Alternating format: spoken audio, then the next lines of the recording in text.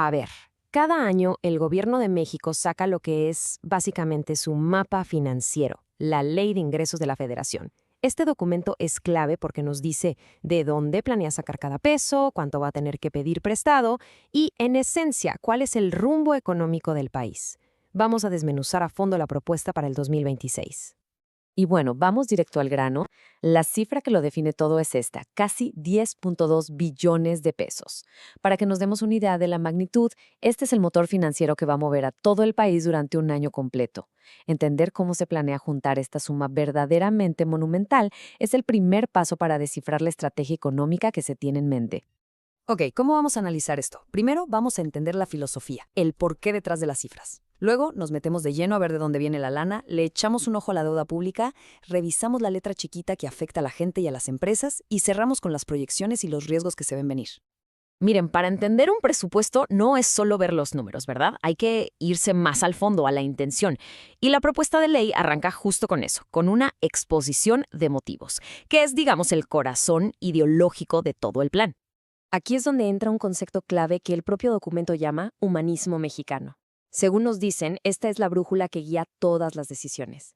Se habla de buscar un progreso con justicia, de combatir la corrupción y, sobre todo, de saldar lo que llaman deudas históricas con la gente.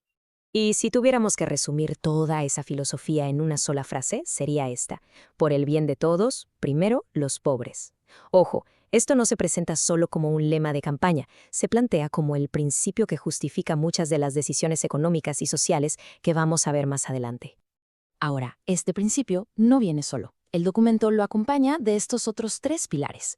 Y la idea, según el texto, es que estas 4 frases no son simple retórica, sino que son la guía para cada decisión fiscal.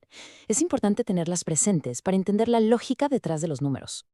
Perfecto. Ya tenemos el porqué, la filosofía, ahora vamos a lo bueno, a la parte financiera. ¿De dónde va a salir el dinero para fondear todos estos principios y las operaciones del gobierno? Pasemos a ver cómo se estructuran los ingresos. Ok, ¿de dónde sale la lana? La gráfica es súper clara, ¿no?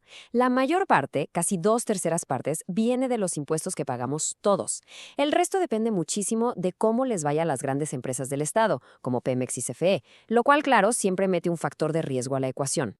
Y si le ponemos lupa a esos impuestos, vemos a los 2 pesos pesados. El impuesto sobre la renta, el ISR, que es el que se cobra sobre las ganancias, y el IVA, que pagamos en casi todo lo que compramos. Juntos son la columna vertebral de toda la recaudación del país. Pero esperen, no todo es cobrar. El gobierno también toma la decisión consciente de no cobrar ciertos impuestos. A esto se le llama renuncias recaudatorias. Imagínense que es como el libro de cupones de descuentos de la nación. Son políticas diseñadas para ayudar a ciertos sectores o proteger a ciertos grupos. Y no estamos hablando de centavos, ¿eh? La escala de estos perdones fiscales es gigantesca.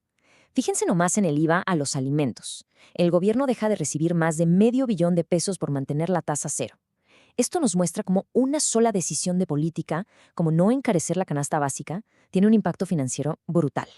Bueno, ¿y qué pasa cuando lo que entra no alcanza para lo que se gasta? Pues, como cualquiera, el gobierno tiene que pedir prestado. Hablemos de la famosa deuda pública, o como a mí me gusta decirle, la tarjeta de crédito de la nación. Y para este año, el monto que se planea pedir prestado aquí, en el mercado nacional, es una locura: 1.78 billones de pesos. Este es el hoyo que los ingresos no alcanzan a tapar, y conseguir ese financiamiento es una de las chambas más delicadas de la Secretaría de Hacienda para que la economía no se desestabilice. Ahora, capítulo aparte, uno que siempre da de qué hablar: Pemex. La petrolera necesita su propio tanque de oxígeno financiero. La propuesta pide permiso para endeudarla con estas cantidades, una parte en dólares y otra en pesos, para que pueda seguir operando e invirtiendo.